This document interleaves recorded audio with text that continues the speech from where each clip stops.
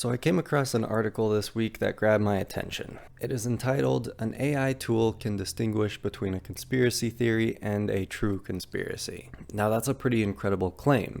They're saying that there is a way to create artificial intelligence that can distinguish between fact and fiction, an ability that a lot of humans don't even have. Obviously, if this is true, it has a lot of far-reaching implications, the main one being the US elections and the influence of conspiracy theories in our social media. Both Facebook and Twitter have attempted to limit the amount of dangerous misinformation on their sites, but they haven't really been successful.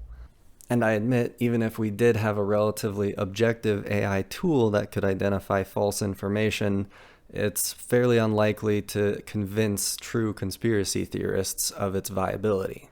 Nevertheless, I still think it's worth a shot, since the effect of conspiracy theories on the US elections and beyond have proven to be significantly damaging.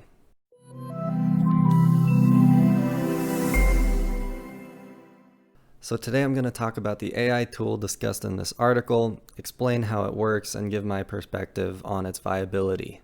So how exactly do you tell if a conspiracy theory is true or not?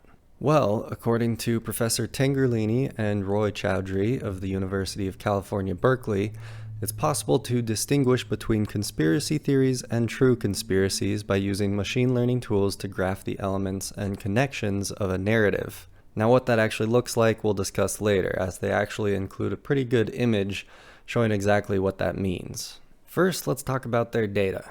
Their model pulled 17,498 posts from April 2016 through February 2018 on Reddit and 4chan, discussing Pizzagate. Pizzagate, if you're not familiar, is a widely discredited conspiracy theory that claims that several powerful political leaders are involved in some kind of satanic pedophile ring, and they use a pizza parlor as the front for their operation.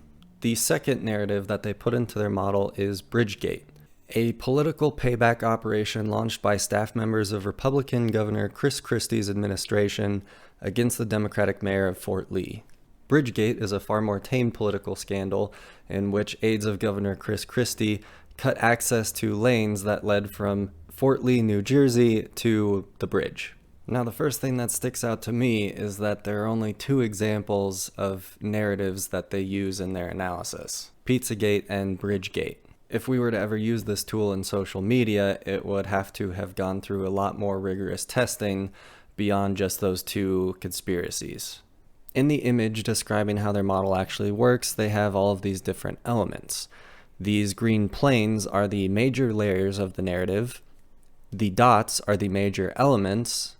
Blue lines are connections among elements within a layer, and the red lines are connections across layers. For example, you can see that some of these red lines make connections between democratic politics and WikiLeaks, or casual dining and Satanism. Looking carefully at the elements in each layer, you can see on the left the Clinton Foundation connects with Satanism.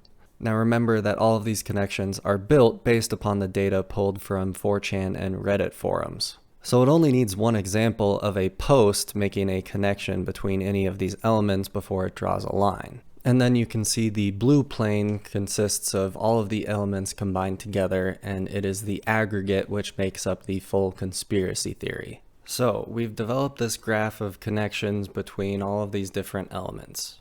But how does it actually determine if all of these different connections actually constitute a false conspiracy theory? Well, in their analysis, they found that the main distinguishing factor between these two narratives was the strength of the connection between all of the elements. They found in their analysis of the Bridgegate narrative graph that they could remove certain elements and all of the connections would still hold, and that included key figures and relationships. The Pizzagate narrative graph, on the other hand, completely fell apart when they removed the WikiLeaks layer. What resulted after removing the WikiLeaks layer was a bunch of unconnected domains that had no real connection. Unfortunately, their analysis only went so far as to evaluate these two different narratives. I'd be curious to see how this observed phenomenon held up in other conspiracy theories, because only using two examples in your analysis obviously opens you up to a bunch of errors in the infinite complexity that is human interaction. One thing their article doesn't really go into is the specific details of how their algorithm works, but we can theorize based on what they've told us from this overview. From what I can tell, once they've gathered their data, which consists of various online postings, they then probably take those posts and use a natural language processor to determine what are the major elements of a story. I imagine in some cases it's probably fairly easy to assign specific elements to a specific narrative, such as Pizzagate, because people tend to use things like hashtag Pizzagate. As they determine what the elements are, they probably make the connections between specific elements based on proximity in each of the posts. How they define the different domains, all of the green layers, I imagine that's probably a manual process, or at least has some elements of a manual process. In summary, I think this research is really interesting, though it does have a lot of issues being in the early stages. For example, their assumption seems to be that most conspiracy theories are tenuously connected, but it's not obvious that that will hold true in all cases. And I think it's important to clarify that we're not exactly dealing with artificial intelligence that can determine fact or fiction. What we see here is artificial intelligence tools being used to graph relationships and develop narratives for conspiracy theories, but we're still using human intuition and making assumptions about the relationships in between all of these elements. Still, I'm very curious to see where they take their research from here. In their article, they claim that their tool could be used as an early warning system to identify the emergence of conspiracy theories.